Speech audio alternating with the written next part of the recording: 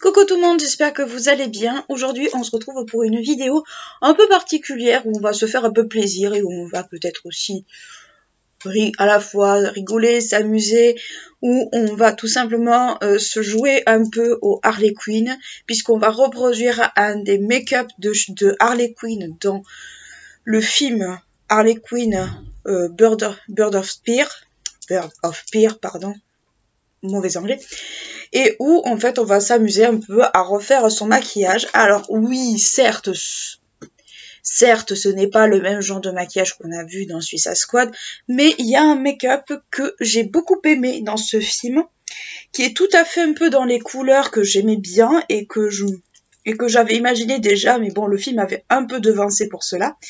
On va reproduire tout simplement ce maquillage-ci. Alors, hop, on enlève ça. Ce maquillage-ci que vous voyez à l'écran. Alors, je suis désolée, il y a le contre-jour, mais que vous pouvez retrouver facilement sur internet, où c'est le maquillage qu'elle a à la toute fin du film. Donc voilà, donc j'ai mis le t-shirt de circonstance qui est comme ça. C'est un ancien t-shirt que j'avais acheté chez Imaginaire. C'est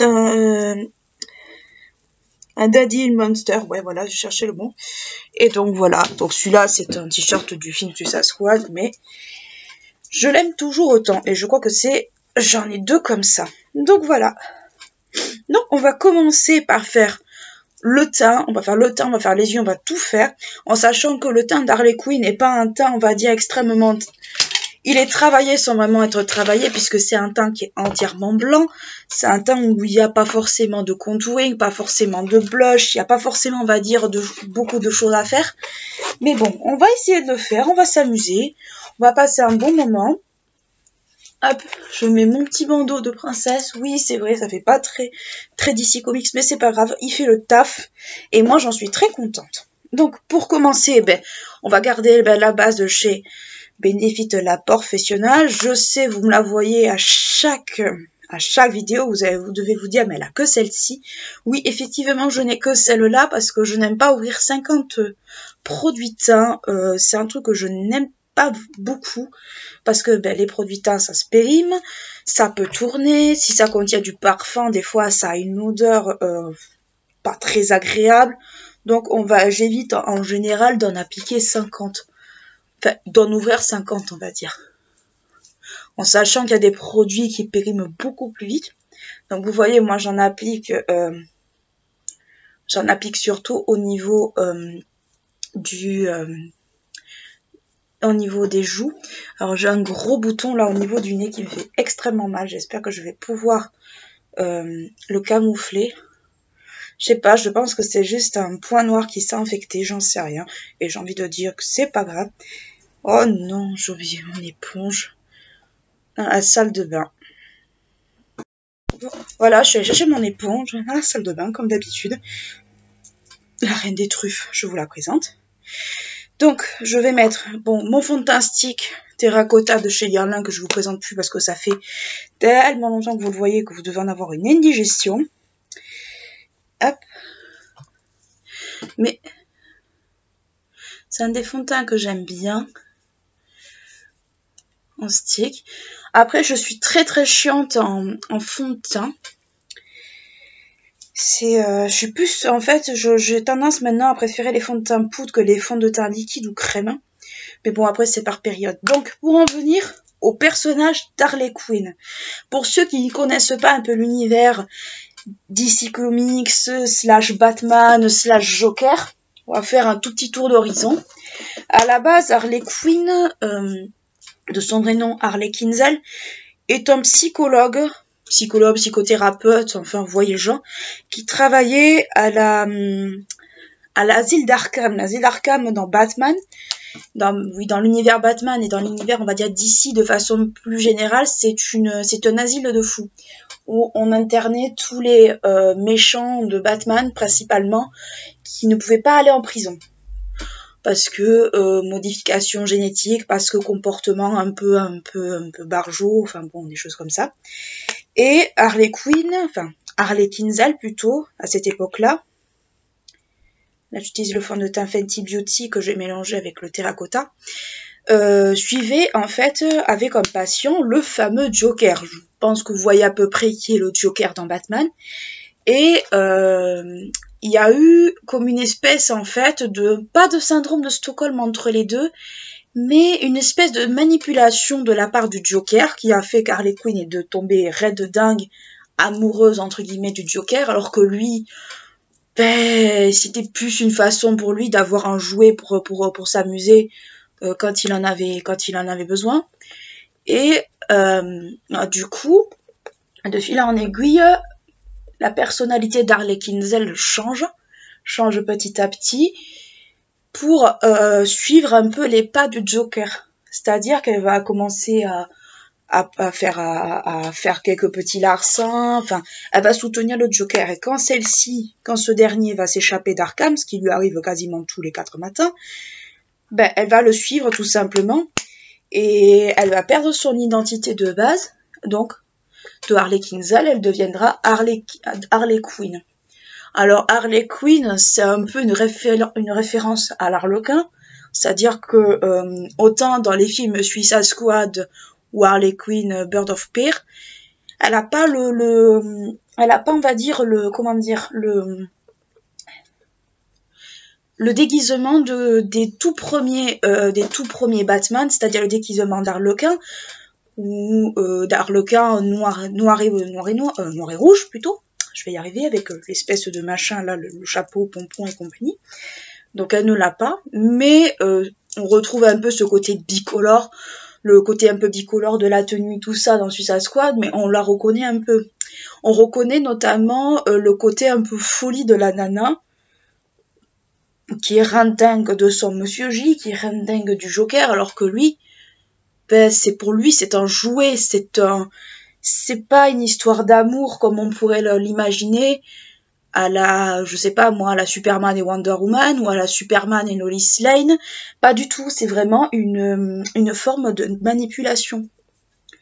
Donc c'est un personnage qui est à la fois complètement déluré, complètement déjanté, mais alors déjanté au sens où ben, elle a pété une durite quoi. Mais c'est aussi un personnage très touchant parce qu'on sent quand même que c'est un personnage qui a conscience d'être manipulé par le Joker, a conscience d'être parfois pas un simple faire-valoir, mais une simple distraction. Mais ça ne l'empêche pas, on va dire, de toujours avoir des sentiments pour le Joker, alors que lui, il en a pas forcément. Alors ça, après, ça dépend des versions. Il y en a où on va trouver le Joker complètement red dingue d'Harley Quinn, d'autres pas du tout. Ça va en fait dépendre de la façon dont ça va être scénarisé, de la façon dont ça va être dessiné, enfin ça va dépendre de beaucoup de choses. Donc le personnage d'Harley Quinn est un peu un personnage récent dans l'univers d'ici, dans le sens où il a été créé en 92, donc par rapport à Batman, Superman, Wonder Woman qui ont été créés plus dans les années 40-50, voire 60 pour Wonder Woman si je dis pas de bêtises, et même un peu avant. C'est un personnage qui est relativement neuf. Donc là je mets le shape tape de chez Tarte, et c'est un personnage qui est assez je trouve dans les films assez mal fait, à la fois bien fait et mal fait. Donc pour les films qui ont été faits, donc là je vais parler surtout des derniers, genre Suicide Squad ou Bird of Prey. Alors Suicide Squad a été très critiqué parce que disons que c'est un peu un univers un peu what the fuck, mais pardon pour l'expression, mais c'est un peu ça en vrai. Quand vous lisez les BD, ils sont complètement déjantés, complètement à l'arrache les mecs, et c'est tout à fait ça. Moi j'ai les BD j'ai quelques BD de Suicide Squad parce qu'il y a eu un gros engouement pour Harley Quinn et compagnie avec la sortie du film, une espèce de redécouverte du personnage. Et on voit totalement en fait le côté complètement déjanté et le côté un peu comment dire, presque innocent, j'ai envie de dire faussement innocent du personnage. Dans Bird of Prey en fait alors moi ça me pose un problème, je vous le cache pas, pour une très grande fan de DC comme je peux être, l'usage du terme Bird of Prey pour ce film me pose problème. Parce que Bird of Prey, c'est quoi de base? C'est Batgirl, donc Barbara Keane, enfin Barbara Gordon plutôt. C'est Black Canary. Et c'est, je sais plus après, c'est Huntress. Donc Huntress, c'est chasseuse. Normalement, la Constitution, c'est ça. Sauf que là, ça n'a pas du tout été respecté. Alors peut-être pour faire un film un peu plus féminin, un peu plus émancipé, un peu plus pour peut-être accentuer le côté émancipé de Harley Quinn, c'est bien possible. C'est pas un mauvais film, mais je trouve que les codes de DC n'ont pas forcément été bien respectés, et moi qui suis assez intransigeante là-dessus, je trouve que ça pêche un peu. Mais le personnage d'Harley Quinn est un personnage qui est à la fois très complexe et très facile à comprendre, dans le sens où c'est une amoureuse transie d'un mec qui s'en fiche un peu, et dans les nouvelles versions, parce que évidemment le personnage évolue, il faut des nouvelles versions, Harley Quinn envoie carrément, passez-moi l'expression, balader le Joker, et elle finit par se rapprocher de Poison Ivy, avec qui elle entretient un peu une espèce de relation, tantôt amitié, tantôt amoureuse, ça dépend un peu. Donc, c'est un peu un personnage qui a évolué, mais de façon assez étonnante. Oui. Alors je sais que ça peut surprendre de m'entendre parler de comics, mais je suis une très grande fan de l'univers DC, bien plus que de Marvel.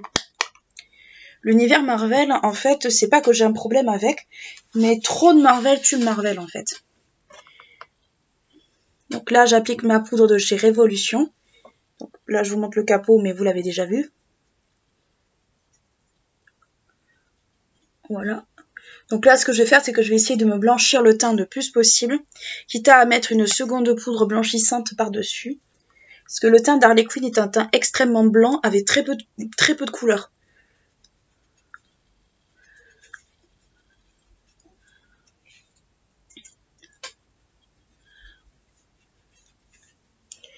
Mais bon voilà, pour vous faire un rapide topo de ce qu'est Harley Quinn, c'est à peu près ça. Après, des spécialistes de DC, vous en avez plein sur YouTube, il suffit de chercher. Après, ce sera plus peut-être en anglais qu'en français. Mais globalement, le personnage d'Harley Quinn, c'est un peu ça. C'est un personnage qui est à la fois très complexe, mais en même temps très facile à comprendre. Après, il y en a qui vont trouver que c'est pas forcément peut-être le personnage le plus féministe peut-être de DC. Je ne sais pas. Moi, personnellement, le personnage le plus... à la base, la base de la base, qui devait être le personnage le plus féministe, c'est Wonder Woman.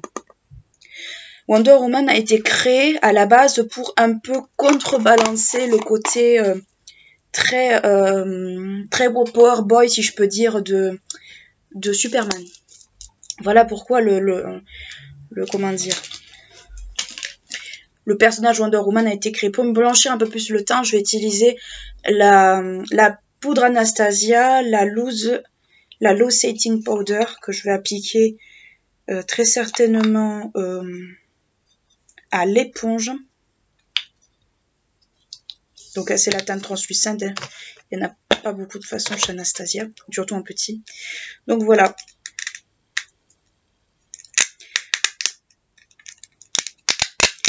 Après, si vous voulez des références pour vous mettre un peu au Batman, puisque vous osez peut-être pas, vous avez peut-être vu les derniers. Moi, les derniers, je les considère pas comme les meilleurs. Alors ça, par contre, bien loin de là. Enfin, disons que les derniers avec Ben Affleck sont pas dégueux, parce que Ben Affleck, en fait, a été comment dire, bien maquillé et compagnie. Et voilà, j'en m'en fous partout, comme d'habitude. De sorte à ce qu'on montre un Batman un peu plus buriné par les années, beaucoup plus, on va dire, abîmé et tout ça. C'est pas un mauvais Batman. On va pas pinailler sans Saint-An, ce n'est pas un mauvais Batman. Le truc, c'est que, les bons Batman, malheureusement, il n'y en a pas des masses. Hein. Enfin, pour moi, à mon sens, il n'y en a pas des masses. Et c'est bien ce qui me gêne un peu, c'est que les The Dark Knight et compagnie. Alors je vais me faire un peu lyncher dans les commentaires, je me doute, mais je trouve que ça ne correspond pas à mes attentes, on va dire, d'un Batman. Ça ne correspond pas à mes attentes. Alors après, il y en a qui vont me dire, oui, mais ils sont plus sombres, tout ça, machin. Oui, je l'entends parfaitement.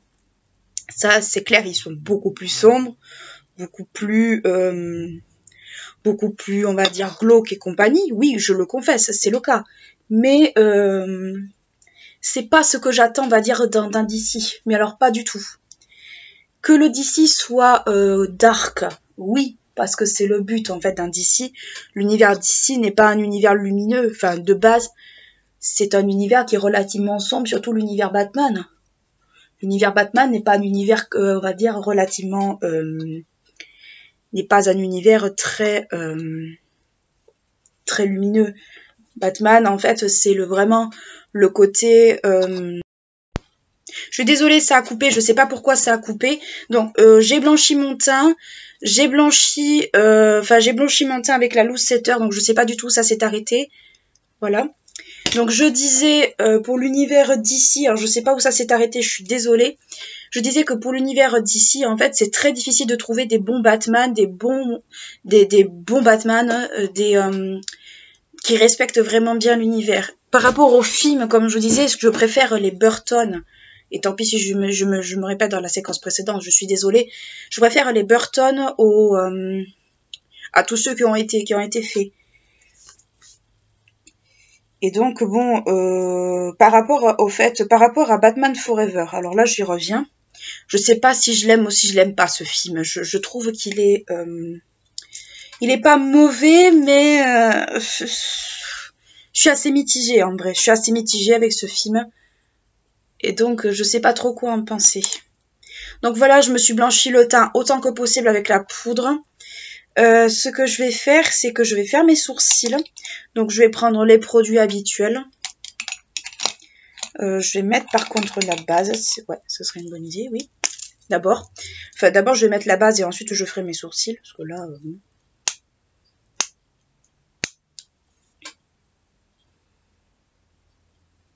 Ouais.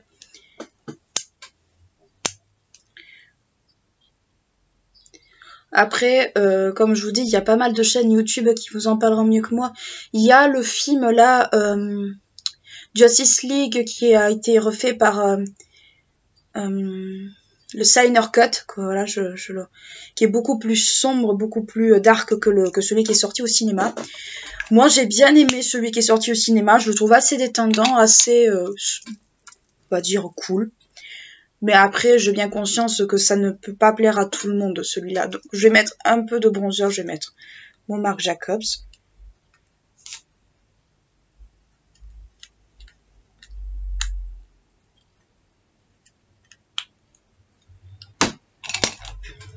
Cette vidéo va durer 3000 ans. Mais en même temps, on va dire que une fois que je vous parle en fait d'un sujet qui me passionne un peu, enfin, les DC pour moi c'est toute mon enfance. Enfin moi j'ai grandi avec les Batman, Superman et compagnie, mais je trouve qu'en fait les films DC ont tendance parfois à être trop bâclés. Soit c'est trop bâclé, soit c'est on fait du pas du gore mais de la peur pour faire de la peur. Et moi perso ça me lasse en vrai, ça me lasse énormément, ça m'enthousiasme pas à l'idée d'aller voir le film, quoi, c'est ça. Moi, ce qui m'intéresse, c'est de savoir, en fait, si l'histoire a été respectée, ou si, on va dire, elle a été tellement modifiée qu'on reconnaît plus rien. Moi, c'est ce qui m'a posé problème avec les derniers Batman, c'est que le Joker, ok, il est effrayant et tout ce que vous voulez, on a accentué le côté très effrayant du Joker. Très bien, j'ai envie de dire, c'est super. Mais là, Harley Quinn, en fait, j'avais l'impression de voir, en fait, quelqu'un d'un carnaval qui s'est perdu sur un film, en fait. C'était tellement pas enthousiasmant que j'ai pas poursuivi. Après, si vous aimez l'univers d'ici, avec justement le côté sombre et tout, la série Gotham est très bien faite. C'est une série que je me refais de temps à autre parce que c'est une très très bonne série qui a malheureusement eu pas assez de visibilité, je trouve. Pourtant, c'est une série qui est, alors, elle est extrêmement sombre, elle est extrêmement, comment dire, elle est extrêmement sombre, extrêmement, pas gore, mais de temps en temps, on va dire qu'il y a des têtes qui volent, quoi. Il y a du cannibalisme, il y a un peu de tout. Mais on retrouve pas mal de personnages de DC, de l'univers Batman. Alors, Gotham, en fait, c'est Bruce Wayne avant Batman. Voilà. Pour dire la chose comme elle est, c'est Bruce Wayne avant Batman. Et c'est, on va dire, plus axé sur le commissaire Gordon, qui est jeune. Enfin, oui, il est jeune. Et sur Bruce Wayne. Et avec en personnage secondaire des personnages soit qui ont été créés exprès pour la série. Le personnage de Fish Mooney n'existe pas dans l'univers d'ici. De même que le personnage de Barbara Keane et de Tabitha. Mais c'est des personnages, en fait, qui sont là pour... comment dire, ils sont là pour justement pour essayer de dévoiler le vrai caractère de certains personnages qui au début on se demande qu'est-ce qu'ils foutent là. Barbara Keane au début c'est une gentille petite bourgeoise on va dire très en mal d'amour qui se plaît pas du tout dans sa vie et qui petit à petit, au fil des saisons, finit par se révéler être la personnification d'Harley Quinn. Mais une Harley Quinn beaucoup plus... voilà quoi. Mais bon, il faut regarder la série pour mieux comprendre. Moi, je vous en fais, on va dire, un bref topo. Mais vous retrouvez des personnages un peu iconiques, genre Enigma, ou le Pingouin, qui est très très très bien joué, soit dit en passant. Donc là, c'est le 24 brossetteur de chez Benefit. Et tout à l'heure, c'était les bro artistes expertes de chez L'Oréal qui sont mes nouveaux chouchous pour les sourcils. Donc voilà, pour les sourcils, on va passer aux yeux, ça va être fun. On va s'amuser un petit peu, on va faire après le petit cœur qu'elle a.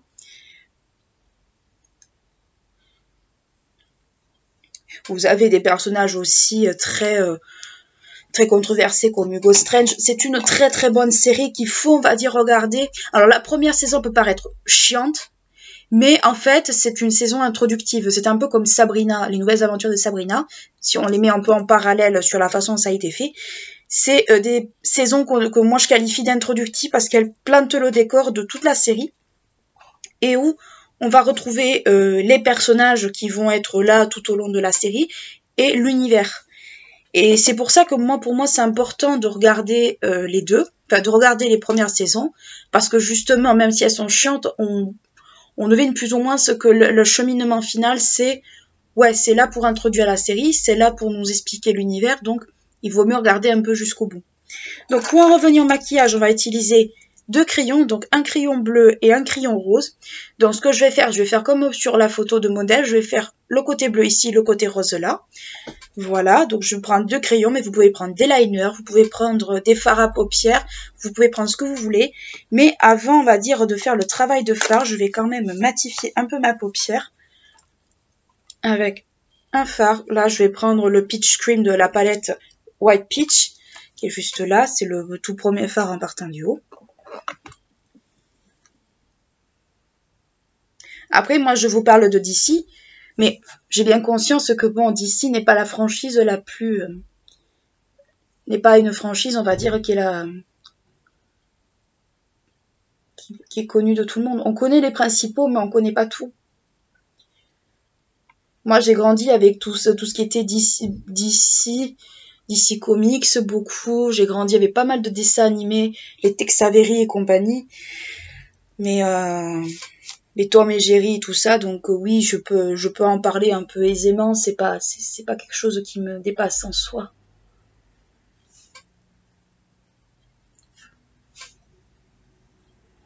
C'est un peu comme la franchise, Archie Comics, pareil.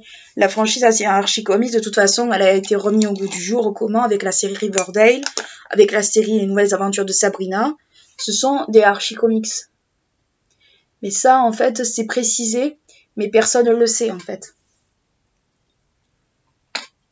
Et je me suis fait justement Riverdale il y a pas longtemps. Au début, je trouve, ce qui me saoulait un peu à cette série, c'était l'effet de mode qu'il y avait autour.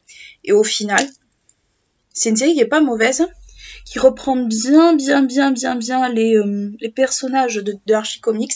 Il y en a dont je me souvenais plus, il y en a je pense qui n'ont pas été adaptés en dessin animé, ou qui n'apparaissent pas dans les dessins animés, style Cherry Blossom, j'ai pas souvenir que dans Archie, Mystère et compagnie, elle en faisait partie. Je me souviens de Betty, je me souviens de Véronica, de Archie, de Doudingue, bon, on l'appelait Doudingue dans la version française, mais c'est Jughead dans Riverdale.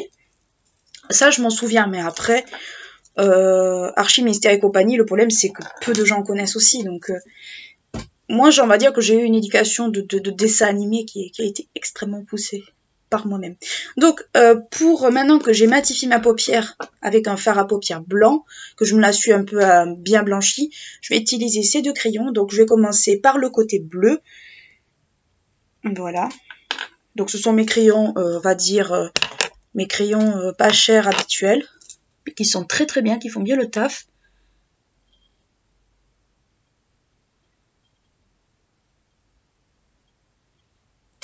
Le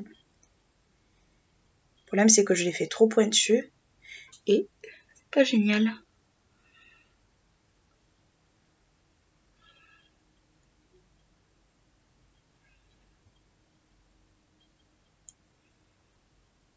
Oui, je fais une drôle de tête quand je mets du crayon. Je le sais. Voilà. Je pourrais faire un trait beaucoup plus épais, mais pas super envie et pas trop le but non plus. Voilà. Donc le côté bleu est fait. On va passer au côté rose. Je vous conseille, quand les crayons sont un peu secs, de les chauffer sur la main comme je viens de faire. Même si c'est pas super ragoûtant, je le concède. Ça permet en fait à ce que le crayon en fait retrouve un peu un aspect un peu plus, qui glisse mieux. Que s'il est trop sec, en fait, vous allez vous arracher la paupière, c'est une horreur. Enfin, moi, je sais que je déteste les crayons secs. Ça fait, de un, ça fait mal, de deux, c'est très inconfortable.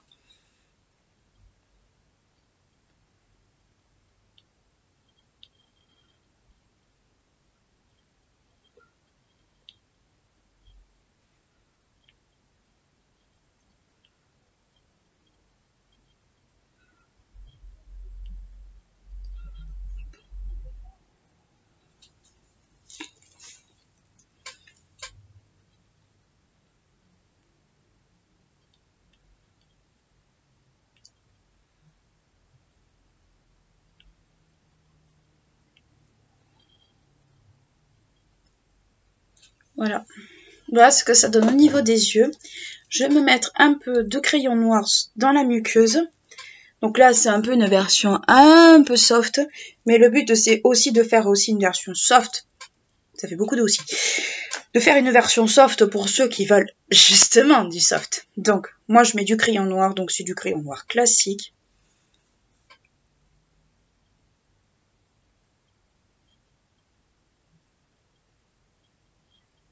Alors, je suis obligée de fermer un peu l'œil, sinon je me le fous dans l'œil. Bonjour la maladroite, quoi. Oui, je sais, j'ai deux mains gauches. Là, j'ai juste des petites chutes de crayon. Comme quoi, quand vous avez les crayons un peu gras, des fois, c'est un peu problématique.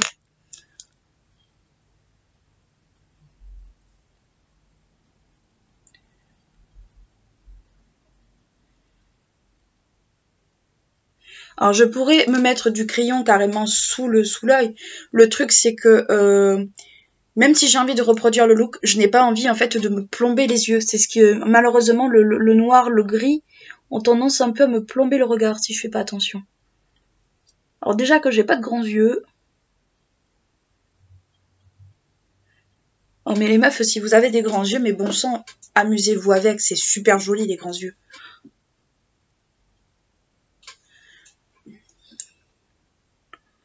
Hop.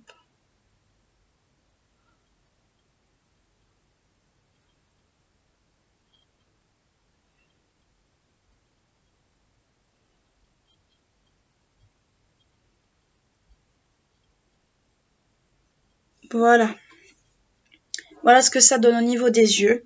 Là, sans le mascara, franchement, c'est pas super joli. Bon, on va en mettre justement du mascara. Donc, moi, je vais prendre le Estée Lauder Sumptuous Knockout qui est juste ici. Donc, moi, c'est des picots plastiques. Vous savez que je monte des amours pour picots plastiques, mais bon, il est entamé, donc je le finis.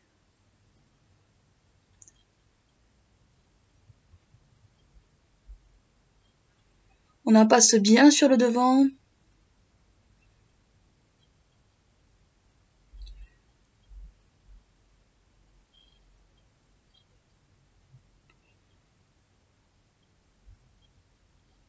Voilà.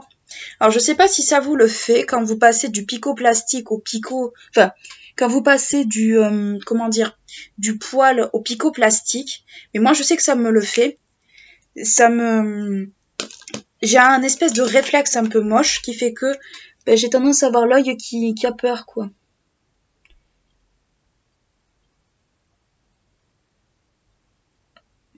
Je me remets un peu de noir dans la muqueuse parce que je me rends compte qu'il y a un gros déséquilibre entre les deux. Hop. C'est, je suis pas trop fan en fait des picots par rapport à ça.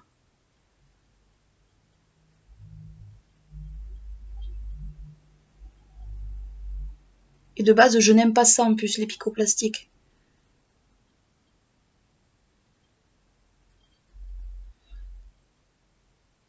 Alors je sais que beaucoup ne jurent que par ça, les picots plastiques et tout. Je sais que beaucoup adorent ça.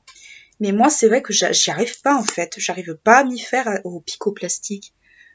Enfin, pour moi, enfin, je sais que c'est du silicone, mais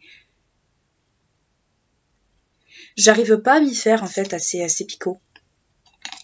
Hop, j'ai une petite traçade. Je prends un goupillon et je me l'enlève. Donc là, j'ai le miroir qui est juste devant moi. C'est pour ça que je suis comme ça. Et aussi pour éviter de me foutre le mascara dans les yeux. Sinon, on va rigoler. Alors, il va de soi que c'est vrai que c'est le genre de make-up qu'on va pas faire forcément quand on est chez soi. Ou si on aime bien se faire des petits délires de temps en temps. Ou si on a, on va dire, une convention pas loin. Punaise, en parlant de convention, qu'est-ce que j'ai hâte que les conventions reprennent. Oh,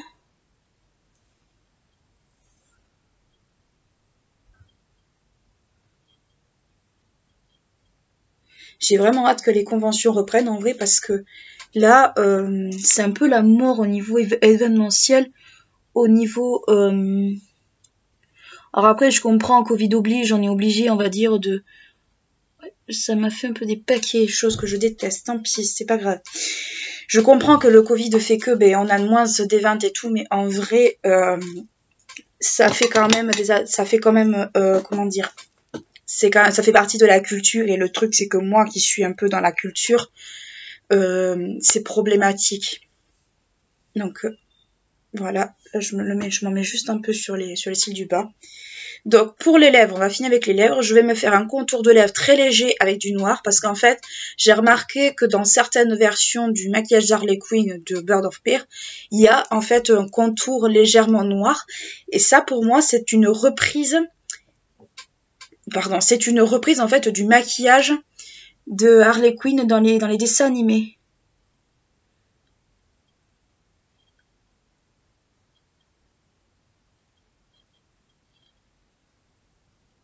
Donc j'appuie pas trop.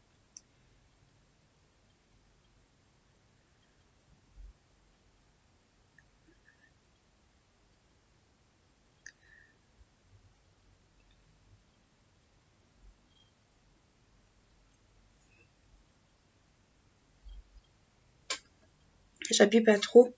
Je dégrade un peu avec le doigt. Ça va un peu me noircir les lèvres, mais c'est pas grave. Et je vais mettre un rouge à lèvres rouge de chez Rimmel. On parle pas assez des cosmétiques Rimmel. Qui est un rouge à lèvres noir. C'est les bâtons noirs comme ça. C'est la teinte 320 Osso Wicket. Désolée pour mon accent. Un peu moche.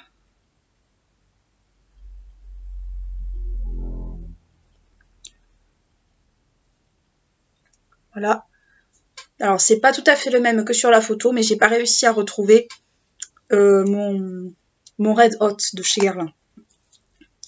Donc voilà, un petit goût, il a un petit goût, mais c'est pas désagréable. Et maintenant, je vais me faire le petit cœur sur la joue, donc je vais le faire sur cette joue-là, avec le liner matte signature de chez L'Oréal Paris. On va essayer de faire un truc assez soft, donc moi c'est des pinceaux comme ça. Je suis pas fan, on va dire, des feutres.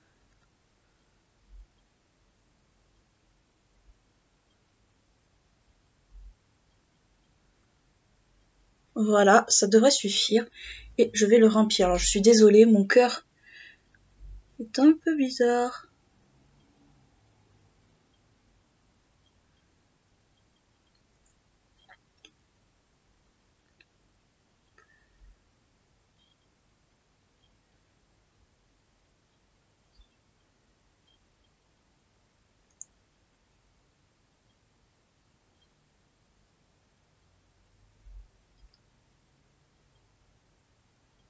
Voilà ce que ça donne.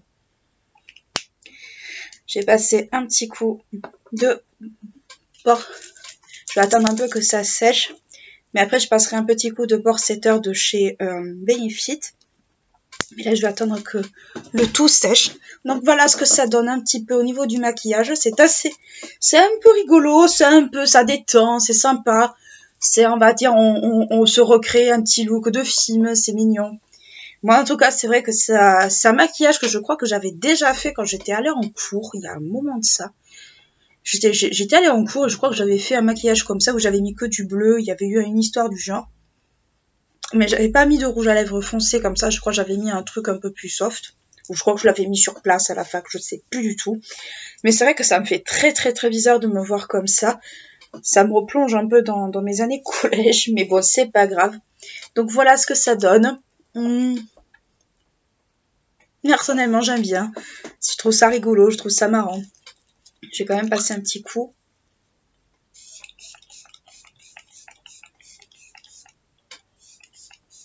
Voilà. Ça a fixé tout ça. Voilà. Ça a vraiment une odeur d'Ajax, ce truc. Je suis désolée, mais ça me fait tellement penser à de l'Ajax que ça en est déconcertant. Donc voilà, bah écoutez mes amis, j'espère que ça vous aura plu. J'espère que ça vous aura bien fait rire, que ce que je vous ai raconté peut-être, vous le saviez déjà ou c'est nouveau pour vous, je ne sais pas. Ben, d'ici là, je vous souhaite, enfin, bonne reprise pour ceux qui reprennent le chemin du boulot, avec bien évidemment la réouverture des magasins si vous travaillez dans les commerces et tout. Et j'espère vous retrouver pour une prochaine vidéo. Et d'ici là, je vous fais de très très gros bisous. Je vous dis à bientôt. Ciao!